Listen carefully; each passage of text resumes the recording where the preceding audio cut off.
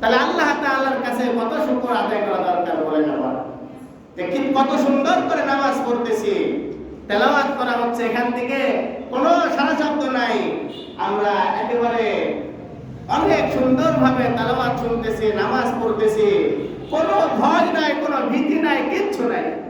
আছে আছে আমাদের ভিতরে কোনো ভয় নাই যে পিছন থেকে আক্রমণ করবে। এইটা তো হলো পাশের দেশের রাষ্ট্রের কথা বললাম, ভারতের কথা।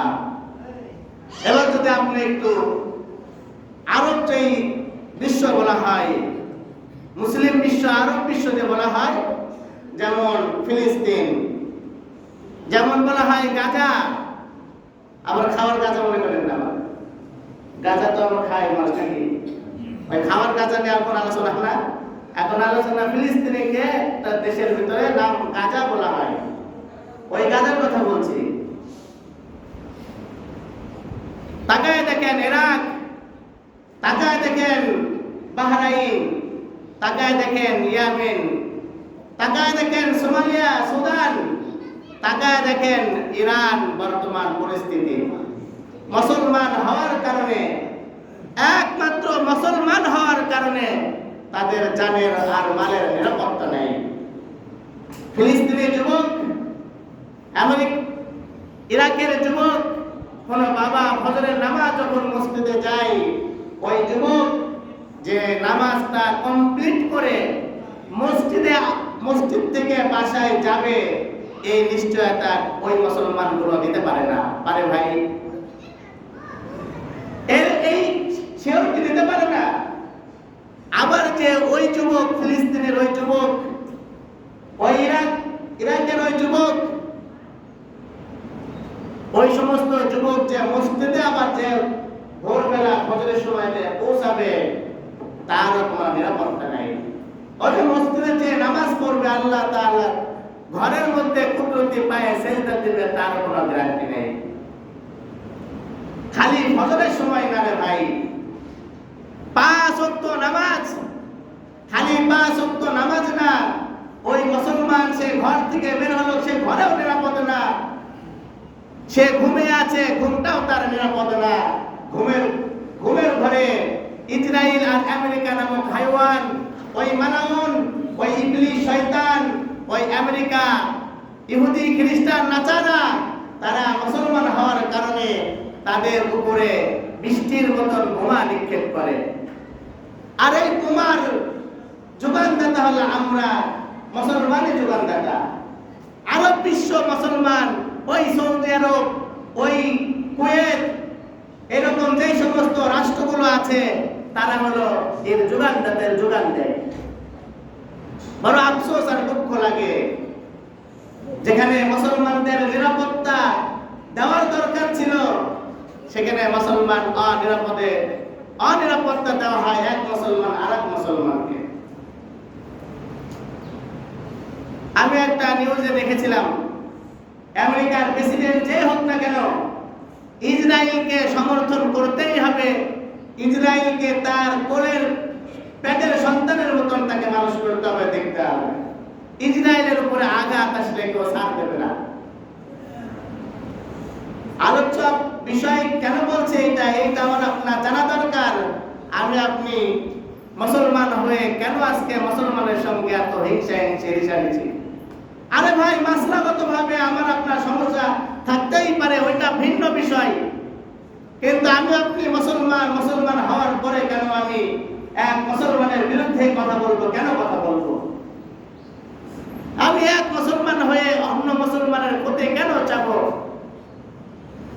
শুকরের দিকে যাইতেছি আবার, যে তাদের নিশ্চয়তা নাই আর আমার আপনার নিশ্চয়তা আছে, যে জুমার নামাজ পড়ে যাব, প্রশাসন আমাকে ধরবে না, মারবে না, আমাকে কোনো উগ্রপন্থী হিন্দু আমাকে লাঞ্ছনা গঞ্জনা, এমনকি দাড়ি ধরে টান দেবে না, মারবে না।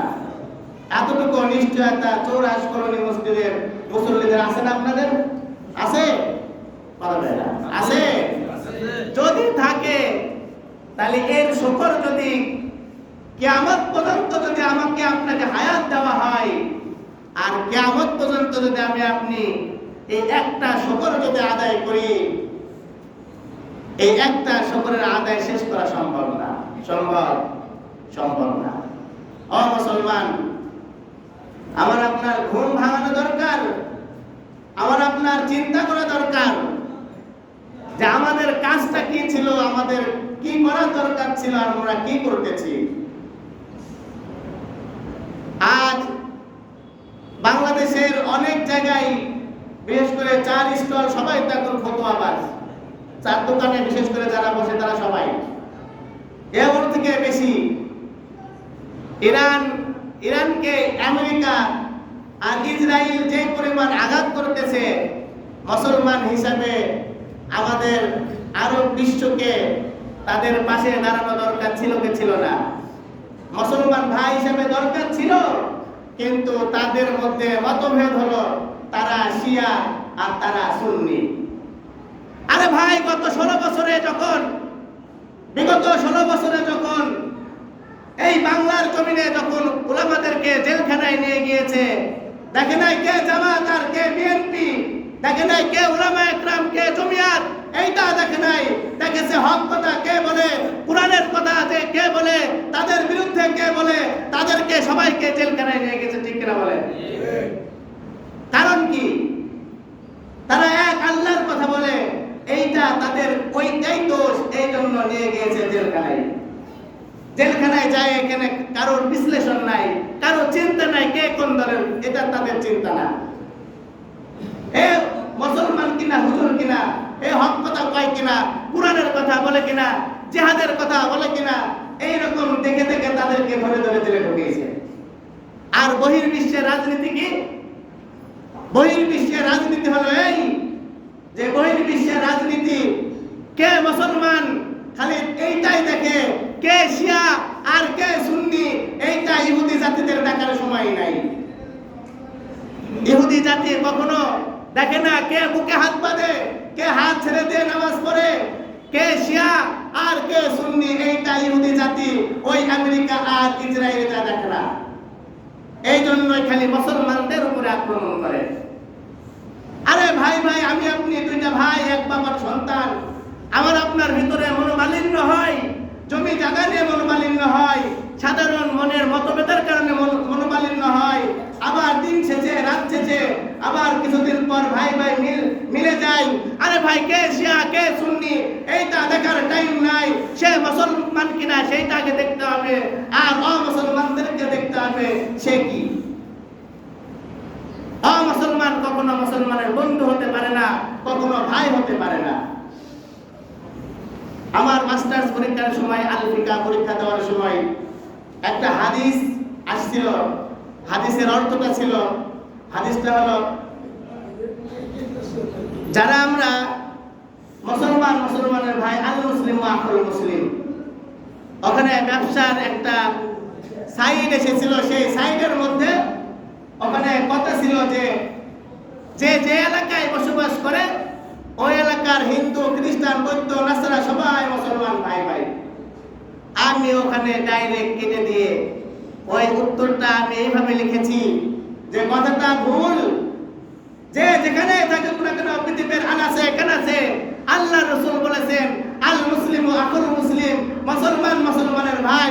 কোন হিন্দু, কোন খ্রিস্টান, কোন বৌদ্ধ, কোন নাসারা যার মধ্যে ঈমান নাই, সে কখনো মুসলমানের বন্ধু হইতে পারে না। ঠিক কিনা বলেন? যেটা আল্লাহ রাসূল বলেছেন। আল্লাহ রাসূলের থেকে এত দরদি আর কেউ নাই, আর এত মুহাব্বতওয়ালা মানুষও কেউ নাই। অতএব তার কথার উপরে কারোর কথা নেওয়া যাবে না। ঠিক তেমনি যে আমাদের মধ্যে শিয়া আর সুন্নি, আবার একদল রাজনীতিবিদ কয় এইটা হলো তাদের দেশের রাজনীতি। আরে ভাই, রাজনীতি কিসের? রাজনীতি তো কোরআনই তো বড় রাজনীতি। আমি ইসলামের কথা বলবো, কোরআনের কথা বলবো, হক কথা বলবো, এর ভিতরে আবার রাজনীতি কেন ঢুকবে? রাজনীতি তো ওইটাই মুসলমানদেরকে ধ্বংস করার পরিকল্পনা তাদের, আর আমরা মুসলমান মার খাবো, এইটাই তো তার রাজনীতি, তাদের রাজনীতি। তাহলে আমাদের কি করা উচিত এখন?